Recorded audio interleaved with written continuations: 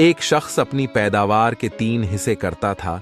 एक हिस्सा अपने और बाल बच्चों के खाने के लिए, एक अल्लाह की राह में खर्च करने के लिए निकालता और एक हिस्सा अपने बाग की देखभाल के लिए रखता। वो हमेशा ऐसा ही किया करता था, इसलिए उसके खेत में अल्लाह ताला की तरफ से बड़ी बरकत होती और उसकी खेती हमेशा सरसब्ज रहती।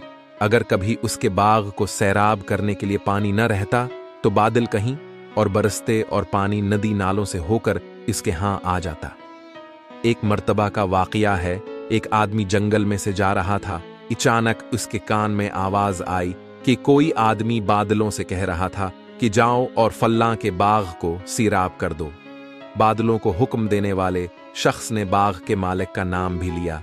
चनांचा वो बादल वहां से चला और एक पथरीली जमीन पर खूब मूसला धार बारिश बरसाई। वो पानी बहकर एक नहर में जा पहुंचा। वो नहर इस आदमी के बाग में आती थी। अब वो आदमी जो जंगल में बादलों का मंजर देख रहा था, वो इस बहते हुए पानी के साथ साथ चल पड़ा, ये देखने की आखिर ये पानी किसके बाग को सैराब करता है, आखिर ये मजरा किया है और ये किस बुजुर्ग की करामात है।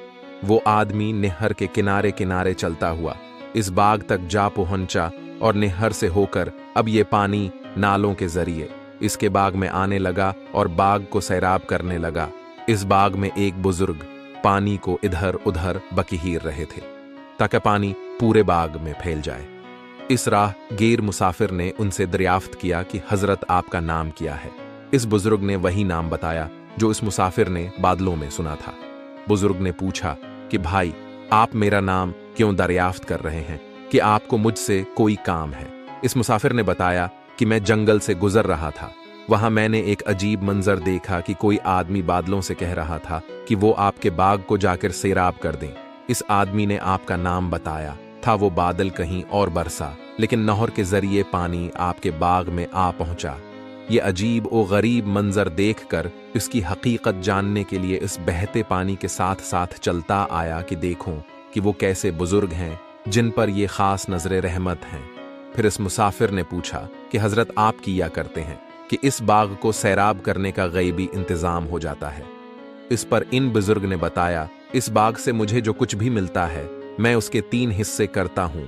एक हिस्सा अपनी औलाद के लिए, एक हिस्सा अल्लाह की राह में खर्च करता हूँ और एक हिस्सा इस बाग की देखभाल के लिए।